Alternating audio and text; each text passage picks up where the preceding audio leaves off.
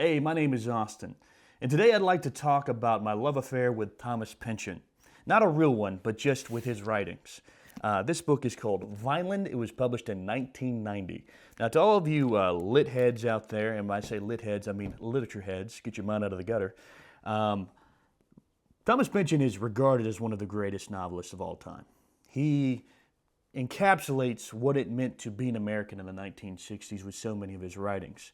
The first one that I read by Thomas Pynchon that I was enamored with, I'm a big movie guy, and in college days I was trying to be the next Quentin Tarantino, but there was a little movie called Inherent Vice coming out by one of my favorite directors, Paul Thomas Anderson, who I actually have the same birthday as, so kind of fun fact. He was going to make a movie, an adaptation of Thomas Pynchon's Inherent Vice. I had no idea who that was or what that book was about.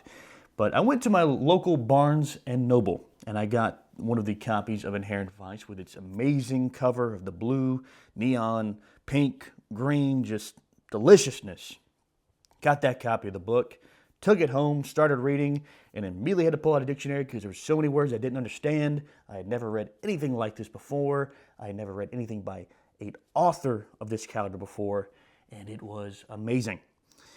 I eventually finished Inherent Vice before the movie did come out, and when the movie came out, it didn't have a huge release. It was very consolidated to the inner city of Atlanta, and thankfully I had a friend from church that was able to take me because my mom and dad were like, hey, you can't drive to Atlanta on your own. So a friend from church named Don drove me all the way to Atlanta to the landmark Midtown Arts Cinema, which you should totally visit. It's one of the greatest theaters, cinemas of the Atlanta area, and we saw Inherent Vice. Fast forward to finishing up Inherent Vice, I then kind of sat there with myself. I was like, hey, what should I read next by Thomas Pynchon? This guy is such a great author, and he's famous, and I should totally keep going down this Pynchon rabbit hole. So the next thing I picked up was the smallest book he has, which is The Crying of Lot 49, another book set in the 1960s. Now, he wrote that closer to the 1960s than Inherent Vice. Inherent Vice was published, I believe, in 2008, 2009. Crying of Lot 49 was published, I think, back in the 1960s. So don't quote me on that, but I'm pretty sure about that. So I'm reading Crying of Lot 49, and I discover something that I should have known about when I was reading Inherent Vice, which was the Pynchon Wiki. Now you may be wondering what that is. Well, if you have any intention of ever reading anything by Thomas Pynchon, which you totally should, you need to go find that on the internet. It is a fossil of the internet, but it is amazing because it is still updated to this day. It is different books. You have chapter by chapter analysis and references to songs, to people, to historical events that Pynchon sews into his book, and it makes it feel real. Highly suggest you get on there and use that as a resource for understanding and digesting more Pynchon work. So I finished Crying of Lot 49, one of the greatest endings to any book possibly I've ever read.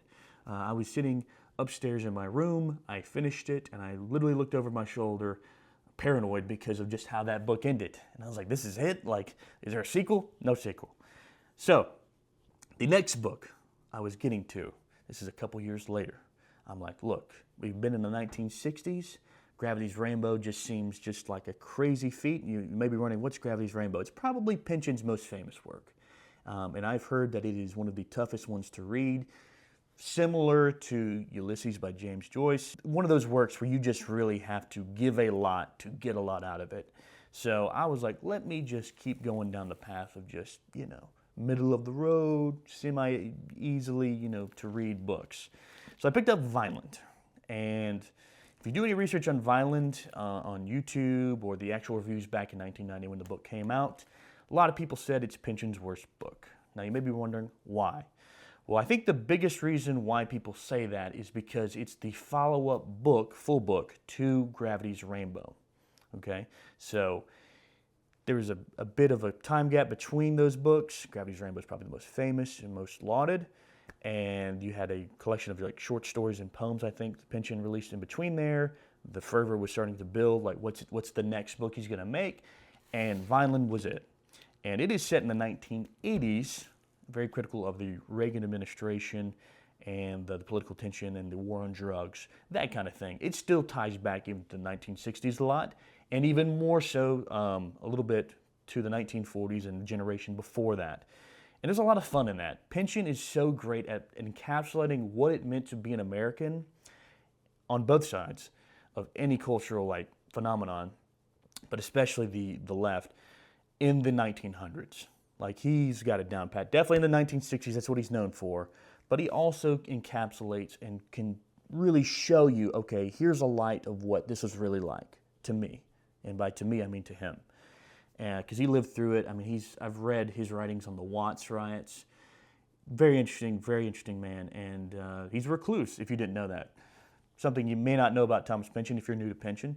There's probably like 3 or 4 photos ever taken of him, one of them being his high school photo. And nobody's possibly documented a public seeing of Thomas Pynchon since then. I'm assuming he met maybe with Paul Thomas Anderson on Making Inherent Vice in this new adaptation of Vineland that is coming out this year called One Battle After Another. He did do voice work on The Simpsons. Here's your quote. Thomas Pynchon loved this book almost as much as he loves cameras. Hey, over here, have your picture taken with a reclusive author. Today only, we'll throw in a free autograph. But wait, there's more. What do you think, Thomas Pynchon? These wings are delicious. I'll put this recipe in the Gravity's Rainbow Cookbook right next to the frying of Latke 49. And there is a reference to him in another show that I will try to link below. On a turn of Pynchonian events, there was a show in the 90s called The John LaRoquette Show. I'm probably mispronouncing that. And I did see a clip of it back in the day when I was reading Pynchon a lot, around when I read Crying of Lot 49. And there is an episode of the sitcom where one of the side characters meets Thomas Pynchon, obviously off screen. John LaRoquette himself was a huge Pynchon fan, and his character in the show is a Pynchon fan as well. So John reached out to the agent of Thomas Pynchon, and Pynchon loved the idea so much he actually sent notes for the episode. Now the problem is, this clip of the show used to be on YouTube. It's no longer there. It's been delisted, and the John LaRoquette Show isn't really showing anywhere on streaming, nor is it available on DVD or Blu-ray or anything like that. So it looks like we're kind of dead out of luck on that clip. Vineland. I pick it up, go to my local library, literally get this copy. This is the only copy I feel like they've had since 1990 at the public library near me. And so I get it, read the first couple of chapters, get through maybe the first fifth of the book, and it stars, here, let me set the scene for you, a man named Zoid Wheeler, a divorced dad who is a single dad trying to make ends meet. He's on the government payroll, and the only way he makes ends meet is by staying on the government payroll, by convincing him that he's crazy. Now, how does he do this? Once a year, it's just kind of a ritual thing. He goes to like the local pawn shop or restaurant, and he'll like make himself look crazy. He'll have like a fake chainsaw. It's all, doctored with like his government agent Hector and friend kind of that helps him. And he runs, like he'll jump out of the window and act like he's a crazy person chasing people around. All the news crews are in on it, and they're filming it, getting the greatest footage so they can document it. And they can be like, hey, yeah, Zoid's crazy. Let's send him, a disability check or whatever. And they do that. The problem is, we get through all of that, and you may wonder, okay, where's Zoid's wife? And then you're introduced to Zoid's daughter, Prairie, and who he loves a lot, and he cares a lot about. And she asks a lot about her mom, because she's becoming a teenager in the 1980s, late 80s.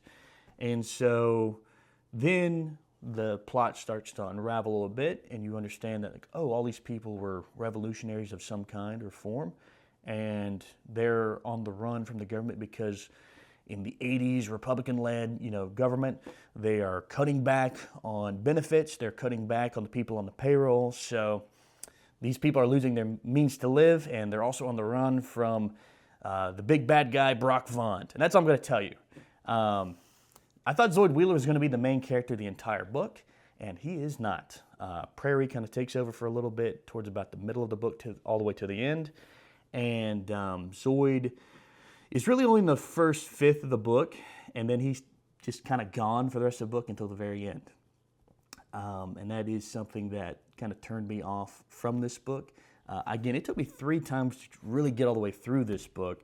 The third time this year, I went through with Audible, and the narrator, I forget his name, does a fantastic job. And he does a great job keeping Pynchon's prose on point. He sings all the songs that Pynchon put in the book, and he does it fantastically. And he does all the accents. He does a great job. And everybody that I've listened to Inherent Vice I read it a second time along with the Audible when I was driving back and forth to work of like 2017.